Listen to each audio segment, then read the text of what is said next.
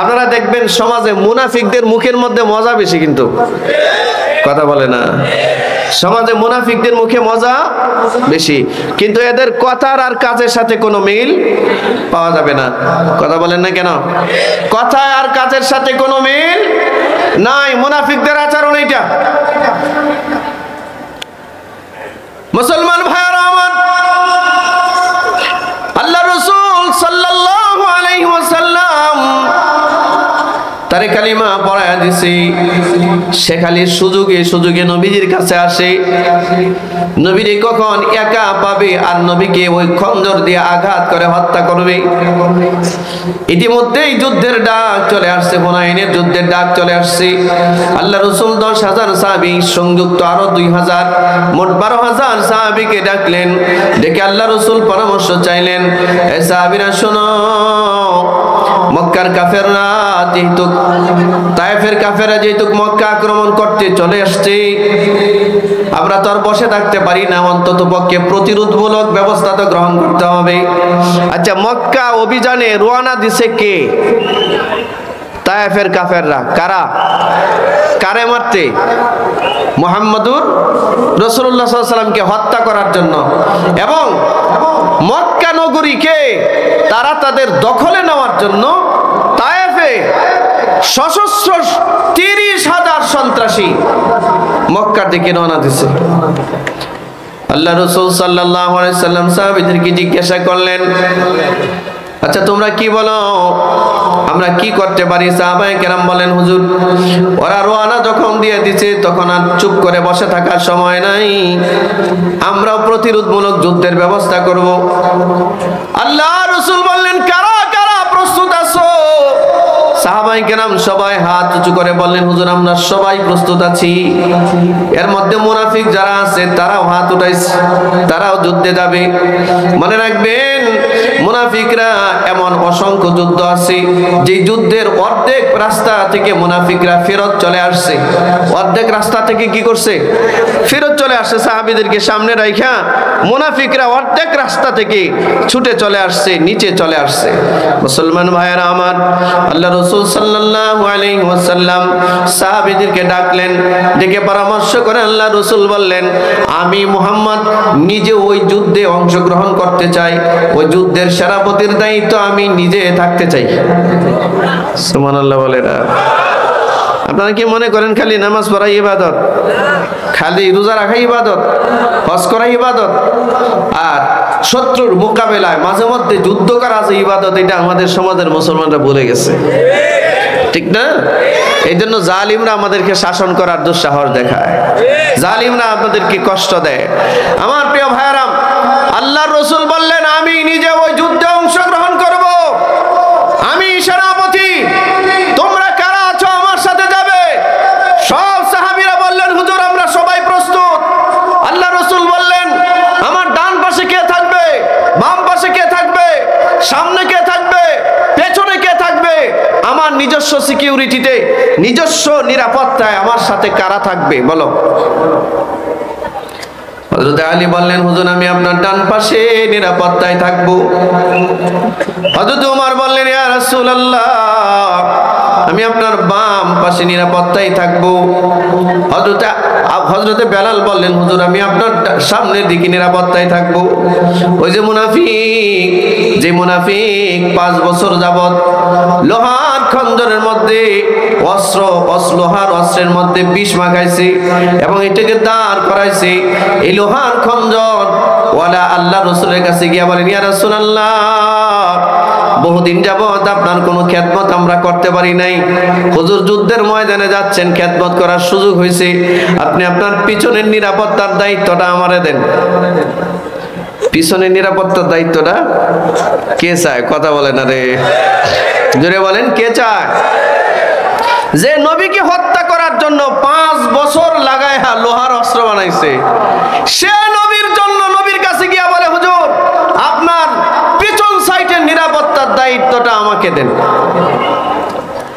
আল্লাহ রাসূল সহজ সরল, এই ভাই খুব খেয়াল করেন, মনে রাখবেন জান্নাতি মানুষ যারা হয় তারা খুব সরল হয়। জান্নাতি মানুষ যারা হয় তারা খুব সরল হয়, সহজ হয়, মাথার মধ্যে এত পেঁচগুজ রাখে না। আমাদের সমাজে কিছু মানুষ আছে দেখবেন এর মাথায় এত পেঁচ, জিলাপি তো এত পেঁচ নাই, কথা বলে না? হ্যাঁ, ও খালি কার সাথে কারে লাগাবে, কারে টেনে হেসড়ে নিচে নামাবে, কার ব্যাপারে গীবত করা যায়, শিকায়েত করা যায়, কার ব্যাপারে বদনাম করা যায়, কার জমি দখল করা যায়, কোথায় গেলে টেন্ডারবাজি করা যায়, সন্ত্রাসী করা যায়, দুর্নীতি করা যায়, এই চিন্তায় ব্যস্ত।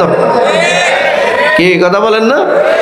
এমন কিছু মানুষ আছে না, সাংঘাতিক ক্রিটিক্যাল, ওরে বাপ রে বাপ। মনে রাখবেন, দুনিয়াতে যে যত ক্রিটিক্যাল হয়,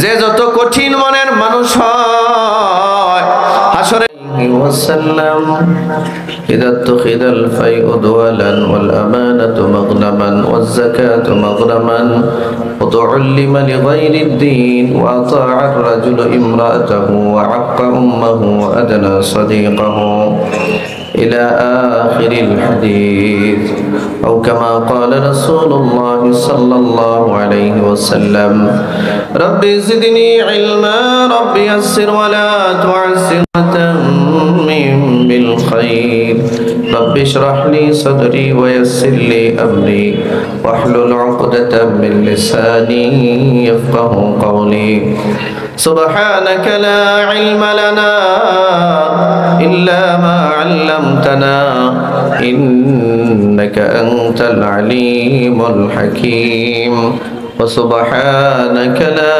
فهم لنا إلا ما فهمتنا إنك أنت الجواد الكريم। আলহামদুলিল্লাহ, জামিয়াতুল কোরআন ওয়াস সুন্নাহ ইসরাফিল কমপ্লেক্সের উদ্যোগে আয়োজিত হাফেজ ছাত্রদের পাগড়ি প্রদান উপলক্ষে 2 দিন ব্যাপী ঐতিহাসিক ইসলামী মহাসম্মেলনের আজকে প্রথম দিনের সম্মানিত সভাপতি জনাব আলহাজ দেলোয়ার হোসেন দিলু, বিশিষ্ট সমাজসেবক ফাতাইল, এবং আমাদের এই জামিয়াতুল কোরআন ওয়াস সুন্নাহ ইসরাফিল কমপ্লেক্সের সম্মানিত প্রতিষ্ঠাতা চেয়ারম্যান মঞ্চ উপবিষ্ট আছেন জনাব আলহাজ মোহাম্মদ ইসরাফিল হোসেন, বিশিষ্ট সমাজসেবক, দানবীর, শিক্ষানুরাগী ও প্রতিষ্ঠাতা চেয়ারম্যান জামিয়াতুল কোরআন ওয়াস সুন্নাহ। এছাড়া অনেক দ্বীনি প্রতিষ্ঠানের সাথে ওনার সংশ্লিষ্টতা আছে।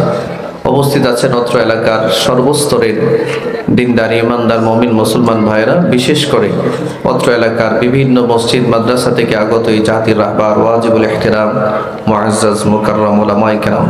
সামনে উপবিষ্ট আছেন আমার পিতৃতুল্য মুরব্বিয়ান, আছেন পর্দার আড়ালে অবস্থানরত সম্মানিত মা ও বোনেরা।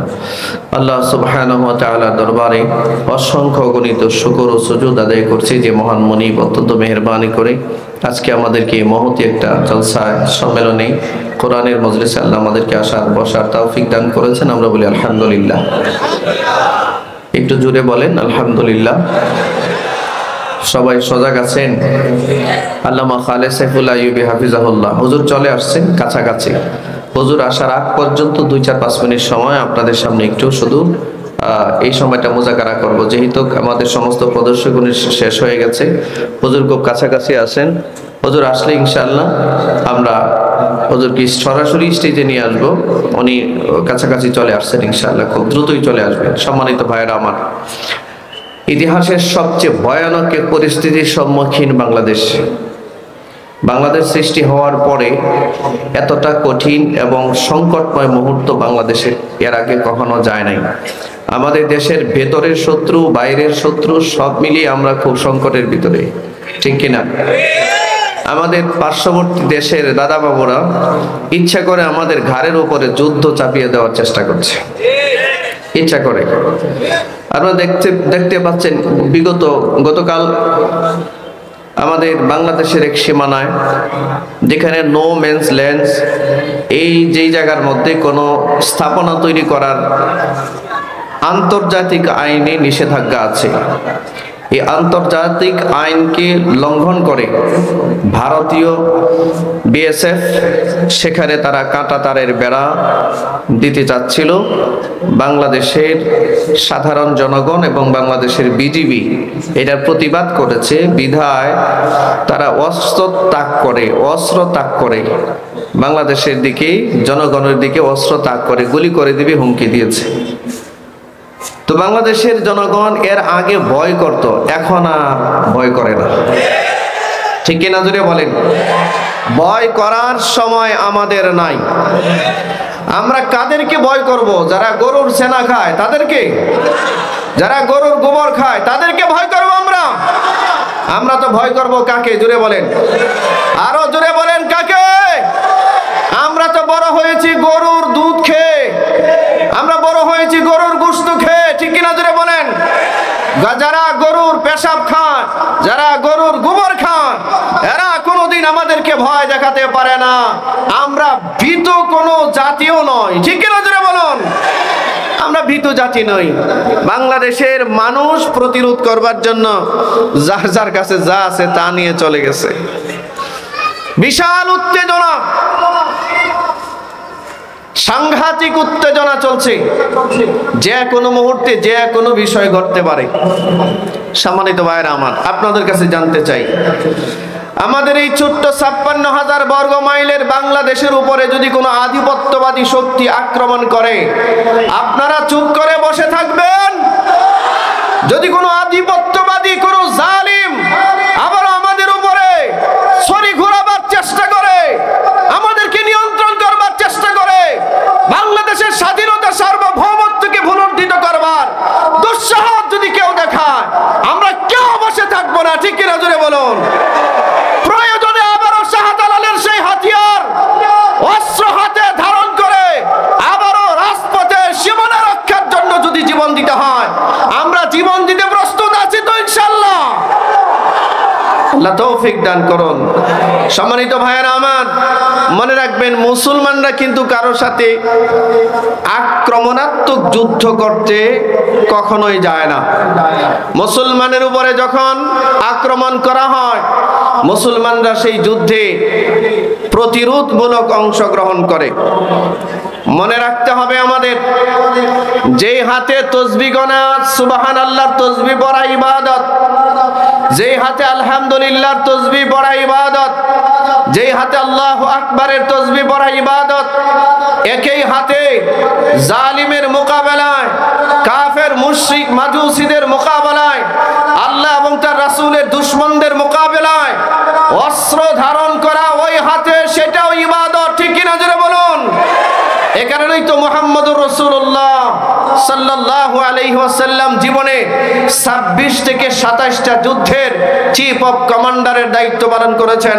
আল্লাহ রাসূল নিজে অস্ত্র ধারণ করে বেঈমান আর কাফেরদের বিরুদ্ধে জিহাদের ময়দানে অবতীর্ণ হয়েছেন।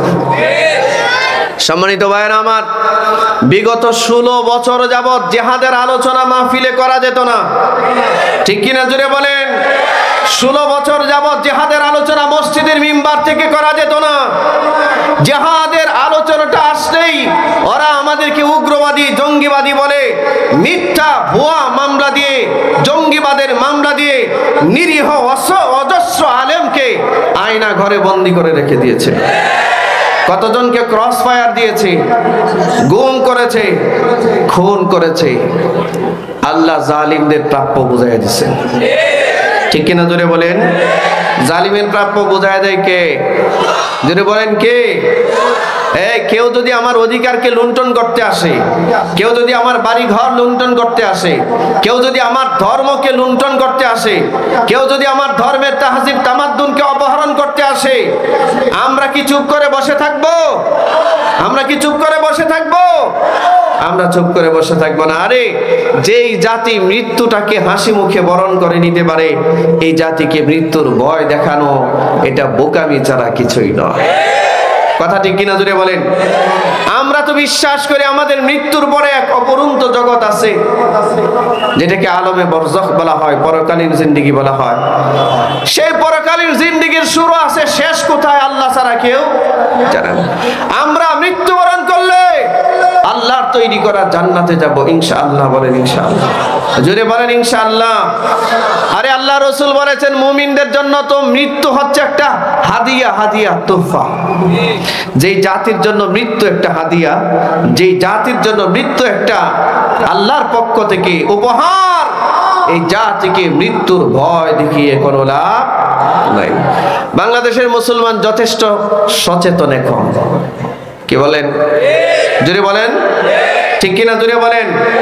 সম্মানিত ভাইয়েরা আমার, সচেতন থাকতে হবে এবং প্রত্যেকের দায়িত্ব সম্পর্কে অবহিত থাকতে হবে। যখন যেটা করার দরকার সেটা করতে হবে। রাজি আছেন তো ইনশাআল্লাহ? আল্লাহ তৌফিক দান করুন। ফতহে মক্কার পরে, মক্কা বিজয়ের পরে আল্লাহ রাসূল সাল্লাল্লাহু আলাইহি ওয়াসাল্লাম মক্কার জমিনে অবস্থান করলেন মাত্র কয়েকটা দিন।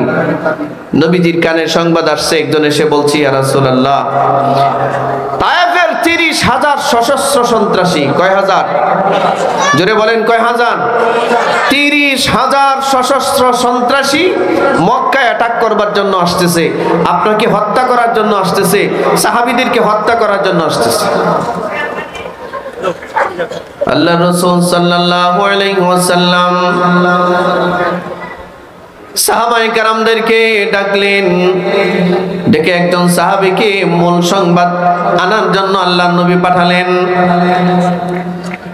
সাহাবী সংবাদ দিয়ে এসে বলেন, ইয়া রাসূলুল্লাহ, তায়েফের 30,000 সশস্ত্র সন্ত্রাসী অলরেডি মক্কা অভিমুখে অভিযানের উদ্দেশ্যে বের হয়ে গেছে, মক্কা আক্রমণ করবে, এই জন্য মক্কার দিকে বের হয়ে গেছে। আল্লাহ রাসূল সাল্লাল্লাহু আলাইহি ওয়াসাল্লাম সব সাহাবীরে ডাকলেন। মনে রাখবেন, আল্লাহর নবী যেই মক্কা নগর থেকে বিতাড়িত হয়েছিলেন, হিজরত করতে বাধ্য হয়েছিলেন, এই ফতহে মক্কা, মক্কা বিজয় আল্লাহ রাসূল সাল্লাল্লাহু আলাইহি ওয়াসাল্লাম বিনা রক্তপাতে করেছেন। নবীজির সাথে 10,000 সাহাবী মক্কা বিজয়ে অংশগ্রহণ করলেন। আল্লাহর নবী বিনা রক্তপাতে মক্কা বিজয় হয়ে গেল। আল্লাহ রাসূলের কাছে সংবাদ আসার পর আল্লাহর নবী 10,000 সাহাবীকে ডাকলেন। মক্কা বিজয়ের পর কিতাবের মধ্যে আসছে আরো 2,000 মুসলিম মক্কা থেকে নতুন করে কালিমা পড়ে মুসলমান হয়েছেন। বলেন 10,000 আর 2,000 কত হলো? জোরে বলে, আরে জোরে। 10,000 আর 2,000 কত? 12,000 মুসলমান।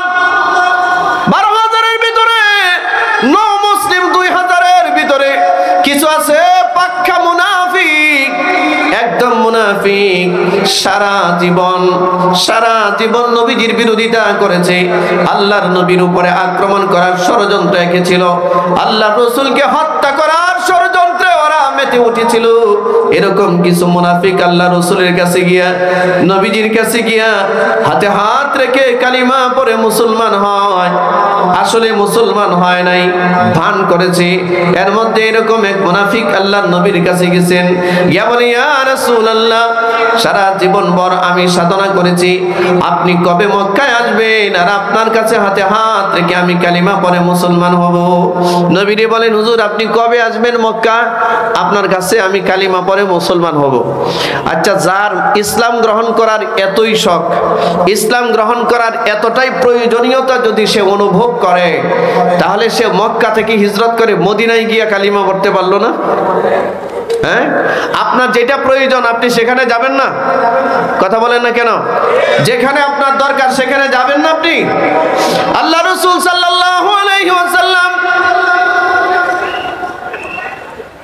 নবীর হাতে হাত রেখে ওই মুনাফিক যখন মুসলমান হয়, আল্লাহর নবী কালিমা পড়ায় দিলেন।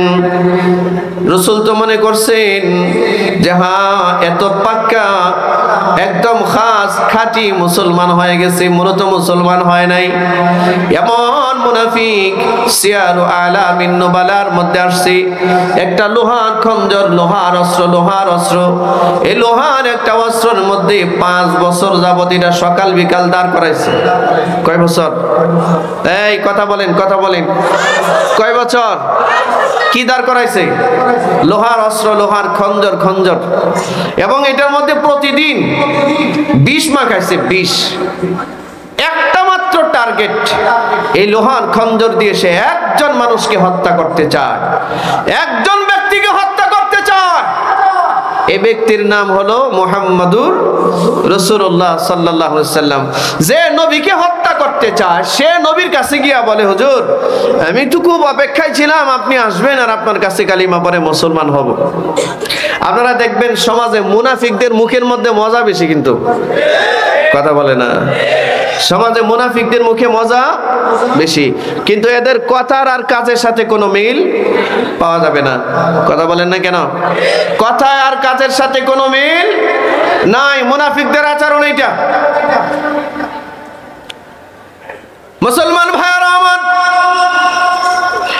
আল্লাহ রাসূল সাল্লাল্লাহু আলাইহি ওয়াসাল্লাম তারে কালিমা পড়ায়া দিছে। সে খালি সুযোগে সুযোগে নবীজির কাছে আসে।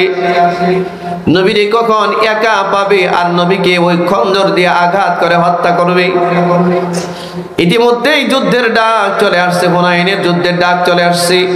আল্লাহ রাসূল 10,000 সাহাবী সংযুক্ত আরো 2,000 মোট 12,000 সাহাবীকে ডাকলেন।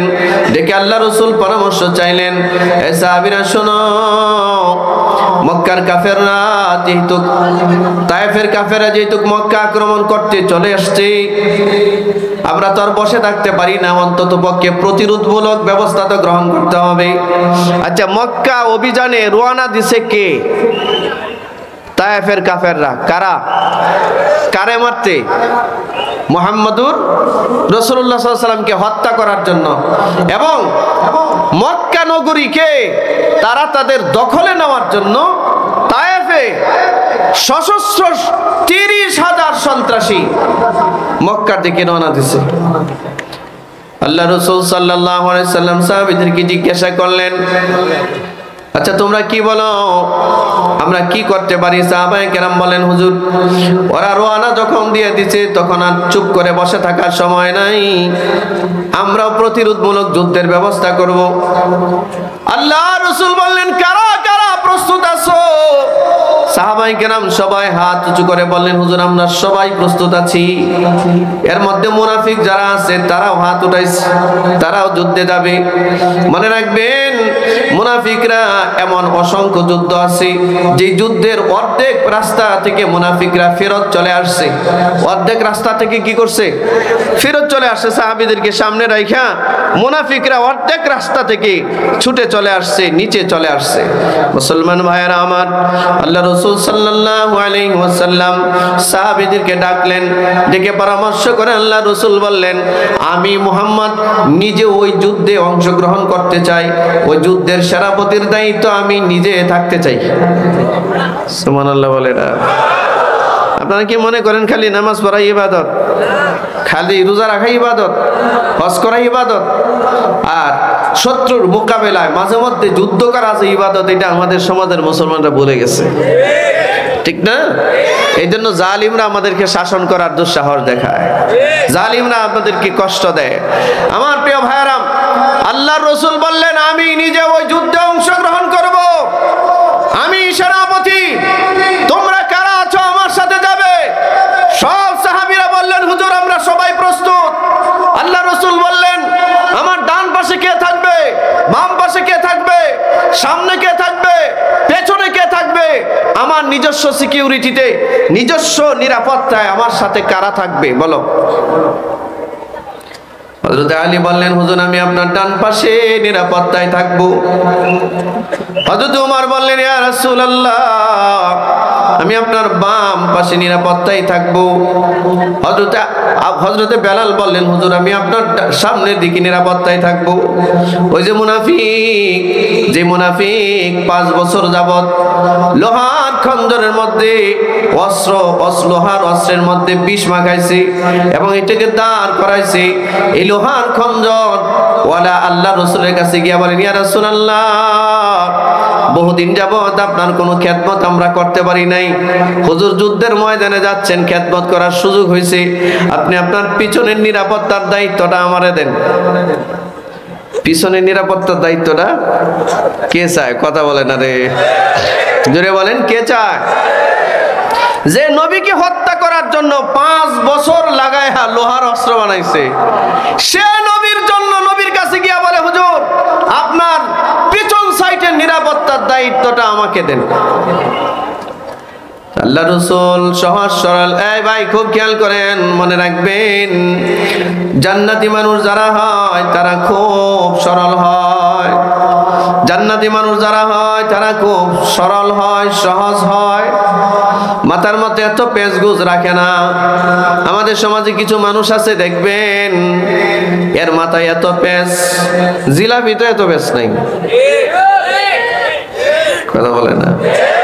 হ্যাঁ, ও খালি কার সাথে কারে লাগাবে, কারে টেনে হেসড়ে নিচে নামাবে, কার ব্যাপারে গীবত করা যায়, শিকায়েত করা যায়, কার ব্যাপারে বদনাম করা যায়, কার জমি দখল করা যায়, কোথায় গেলে টেন্ডারবাজি করা যায়, সন্ত্রাসী করা যায়, দুর্নীতি করা যায়, এই চিন্তায় ব্যস্ত। কি কথা বলেন না? এমন কিছু মানুষ আছে না, সাংঘাতিক ক্রিটিক্যাল, ওরে বাপ রে বাপ। মনে রাখবেন, দুনিয়াতে যে যত ক্রিটিক্যাল হয়, যে যত কঠিন মনের মানুষ হয়, হাসরে মক্কার হুদুদ হেরেমের বাইরে চলে গেছেন, মক্কার ভিতর থেকে বের হইয়া হুনাইনের ময়দানে তায়েফের কাফেরদের সাথে আল্লাহর নবীর মোকাবেলা হয়েছে। নবীজির সাথে সাহাবীর সংখ্যা 12,000, কয় হাজার, আর কাফেরের সংখ্যা 30,000। কথা কয় না? কাফেরের সংখ্যা কত আর মুসলমানের সংখ্যা কোনটা বেশি? জোরে বলেন, কোনটা বেশি? আচ্ছা, 12,000 মানুষ যদি 30,000 মানুষ দেখে, তাও ওরা অস্ত্র শস্ত্র, উট, এরপরে ঘোড়ার উপরে সওয়ার, অস্ত্র হাতে, আর 12,000-এর মধ্যে কিছু সংখ্যক সাহাবীর হাতে অস্ত্রই নাই, আবার কিছু আছে মুনাফিকও। ভয় পেয়ে যাওয়ার কথা না? হ্যাঁ, ভয় পাওয়ার কথা না? তবে সাহাবীদের ভিতরে একটা, নিজেদের মধ্যে একটা আত্ম অহমিকা চলে এসেছিল। তারা মনে করেছিল, আরে এত সাহাবী নিয়ে এত কোনো যুদ্ধে আমরা কখনো যাইনি। হ্যাঁ, হুনাইনের যুদ্ধে, এত বড় যুদ্ধে এত সংখ্যক সাহাবী আমরা যাচ্ছি। সাহাবীদের ভিতরে কিছুটা আত্মগরিমা চলে আসছিল। আল্লাহ বলেন, এই আত্মগরিমার দ্বারাই যুদ্ধের ময়দানে, অস্ত্রের দ্বারাই যুদ্ধের ময়দানে আমি তোমাদেরকে বিজয় দেই না। মুসলমানদের বিজয় নির্ভর করে আল্লাহর উপর। মুসলমানদের বিজয় নির্ভর করে আল্লাহর সাহায্যের উপর। ঠিক কিনা জোরে বলুন? মুসলমানরা অস্ত্রের উপরে নির্ভরশীল নয়, মুসলমানরা পারমাণবিক অস্ত্রের উপরে নির্ভরশীল নয়, মুসলমানরা নির্ভরশীল আল্লাহর উপর। ঠিক কিনা? মুসলমান ভাইয়েরা আমার, আল্লাহ রাসূল সাল্লাল্লাহু আলাইহি ওয়াসাল্লাম যুদ্ধের ময়দানে যখন যাচ্ছেন, হঠাৎ করে এত বিশাল সাহাবী, 12,000 সাহাবী, এত বিশাল সংখ্যা, বেঈমান কাফেরদেরকে দেখে ভয় পেয়ে গেছে। ভিতরে আল্লাহই ভয় ঢুকায় দিছে। কাফেরদেরকে দেখে সাহাবায়ে কেরাম দৌড়তেছে, যার যার জীবন বাঁচাবার জন্য দৌড়াচ্ছে। ধরেন একজন সাহাবীকে হত্যা করার জন্য 20 জন কাফের দৌড়াইতেছে। এই সাহাবী নিজের জীবন রক্ষা করার জন্য দৌড়াচ্ছে। আল্লাহ রাসূল সাল্লাল্লাহু আলাইহি ওয়াসাল্লাম তিনিও যাচ্ছেন। নবীজির ডান পাশে হযরতে আলী, বাম পাশে হযরতে ওমর, সামনে হযরতে বেলাল, আর পিছনে কে? মুনাফিক। 5 বছর যাবত লোহার খঞ্জরে শান দিছে। শান কুরবানির ঈদের সময় ছুরি যেমন শান দিই, সেরকম শান দিছে। কয় বছর? জোরে বলেন, কয় বছর? এবং এটার মধ্যে বিষ মাখাইছে। তার উদ্দেশ্য হলো, এটা দিয়া যদি মুহাম্মদ সাল্লাল্লাহু আলাইহি সাল্লামকে আঘাত করি, আঘাতে যদি মারা না যায়, অন্তত যেই পরিমাণ বিষ মাখাইছে, বিষের আঘাতে যেন জাগায় মারা যায়। ষড়যন্ত্রকারী তারে দিছে নবীজি পিছনের সাইডে নিরাপত্তার দায়িত্ব। ভালো মানুষটা দিছে না? হ্যাঁ, এটা যেমন কোন শিয়ালের কাছে যদি মুরগি কেউ আমানত রাখে, আর কি, যে মুরগিটা আমানত রাখলাম, তুমি রাখো।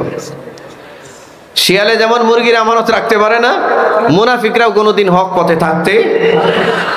মুসলমান ভাইরা আমার, আল্লাহ রাসূল সাল্লাল্লাহু আলাইহি ওয়াসাল্লাম যুদ্ধে যাইতেছেন। সাহাবায়ে কেরাম বিক্ষিপ্ত হয়ে গেছেন, এক এক দিকে দৌড়ানি শুরু করছেন। হযরত ওমর বলেন, ইয়া রাসূলুল্লাহ, হুনাইনের যুদ্ধের ময়দান খালি, আপনার সাহাবীরা নাই, যার যার মতো দৌড়াচ্ছে, যার যার মতো সাহাবায়ে কেরাম পলায়ন করতেছে। নবীজি আপনার দ্বারা আর একটা কদম সামনে আগানো ঠিক হবে না, আপনি আর সামনে আগায়েন না। আপনার জীবন নিরাপত্তাহীনতায় ভুগতেছে, আপনি আর সামনে আগায়েন না। আল্লাহ রাসূল বললেন, হে ওমর, আমি কোনো মিথ্যা নবী নই, আমি কোনো ভণ্ড নবী নই। যুদ্ধের ময়দান থেকে, জিহাদের ময়দান থেকে কোনো নবীর জন্য পালিয়ে যাওয়া বৈধ নয়। ওমর, হুনাইনের যুদ্ধে কেউ যদি না যায়, আমি মুহাম্মদুর রাসূলুল্লাহ একাই ৩০,০০০-এর বিরুদ্ধে যুদ্ধ করব। আল্লাহু আকবার বলুন। এই হলো আমাদের ধর্মের নবী, তার ইমানি স্পিরিট এরকম। ভারতের দাদারা আমাদেরকে হুমকি দেয়, বলে আমরা যদি পেশাব করে দেই, ওরা যদি পেশাব করে দেয়, তো আমরা নাকি ভেসে যাব। হ্যাঁ, পাগল যে পাগল, ও যে পাগল এটাও তো বুঝে না, ঠিক না? যারা নিজেরা গরুর পেশাব খায়, ওরা ওজি পেশাব করে দেবে। এখনো কোটি কোটি ভারতীয় আছে যেগুলো টয়লেট কারে কয় চিনে না। ওরা টয়লেট কাকে বলে জানে না, চিনে না। এরকম একটা অসভ্য বড় বড় জাতি। ভারতের এরকম মহারাষ্ট্রে গরুর দুধের চেয়ে, পত্রিকায় দেখলাম, গরুর দুধের চেয়ে গরুর সেনার দাম বেশি। দুধের চেয়ে কিসের দাম বেশি? হ্যাঁ, গরুর সেনার দাম বেশি। চিন্তা করেন। আমার এমন এমন ঠাকুর মাকুর আছে, এটি বছরে একবার গোসল করে, দাড়ি মুছ কিচ্ছু কাটে না। আল্লাহ, কি অবস্থা দেখেন, কি হালত তার। বছরে একবার গোসল করবে গঙ্গায় গিয়া। যদি গঙ্গায় চান্স না পায়, তাহলে গরুর সেনায় গোসল করবে। এদের লাইফস্টাইল এটা। আবার ওই দিন যমুনার যমুনা থেকে, যমুনা টেলিভিশন থেকে সংবাদ পেশ করছে, ভারতের এক ঠাকুর ৩২ বছর যাবৎ গোসল করে না। কত বছর? আয় আল্লাহ, আমরা যদি ৩২ ঘন্টা গোসল না করি, তাহলে হালত শেষ। কথা বলেন না কেন? হ্যাঁ, আচ্ছা, যেই মানুষটা ৩২ বছর যাবৎ গোসল করে না, এটা কি মানুষের জায়গায় আছে? আমার মনে হয় যে এর আশপাশে আধা কিলোমিটার ১ কিলোমিটার ভিতরে তো দুর্গন্ধ যাওয়ার কথা না। কিতাব কথা বলেন না কেন আপনারা? যারা এতটা না পাক, যার ভিতর না পাক, যার বাহির না পাক, এই ঈমানওয়ালা মুসলমানরা মুশরিক, বেঈমান, কাফেরদের দিলের মধ্যে কোনো শক্তি নাই। মুসলমানদের সব শক্তি হচ্ছে তার কলিজার ভিতরে, ঠিক কিনা জোরে বলুন? কারণ মুসলমানরা পবিত্র একটা জাতি। মুসলমান গরুর পেশাব খায় না, মুসলমান গরুর গোবর খায় না, মুসলমান গরুর দুধ খায়। এদের শক্তি হৃদয়ে, এদের শক্তি আল্লাহর সাহায্যে, ঠিক কিনা? মুসলমান ভাইরা আমার, আল্লাহ রাসূল বললেন, ওমর, যুদ্ধের ময়দান থেকে আমি বিন্দু পরিমাণ পিছ হব না, পিছপা হব না। যদি কেউ হুনাইনের ময়দানে কাফেরদের বিরুদ্ধে যুদ্ধ না করে, তারপরেও আমি মুহাম্মদুর রাসূলুল্লাহ সাল্লাল্লাহু আলাইহি ওয়াসাল্লাম একাই তাদের বিরুদ্ধে যুদ্ধ করব। সুবহানাল্লাহ বলতেন না? রসুল বলেন যে আমি একাই তাদের বিরুদ্ধে যুদ্ধ করব। বলেন তো দেখি, আল্লাহ রসুল সাল্লাল্লাহু আলাইহি ওয়াসাল্লাম আমাদেরকে কি শিখাইলেন? জোরে বলেন, কি শিখাইলেন? যুদ্ধের ময়দান থেকে পালিয়ে যাব আমরা নাকি? যুদ্ধের ময়দান থেকে পালিয়ে যাব? যুদ্ধের ময়দান থেকে পালাবার মানুষ আমরা না। আল্লাহু আকবার বলেন, নারায়ে তাকবীর। হইছে না? আরো জোরে, নারায়ে তাকবীর। চেয়ারম্যান সাহেবের আগমন, চেয়ারম্যান সাহেবের আগমন, মুফতি আমজাদ হুসাইন আশরাফি সাহেবের আগমন। নারায়ে তাকবীর। ভালো লাগে নাই? হ্যাঁ, কেউ দি নাই, আমি আছি না, এই শুনতেছি তো। আলহামদুলিল্লাহ। ভাই চলে আসছেন।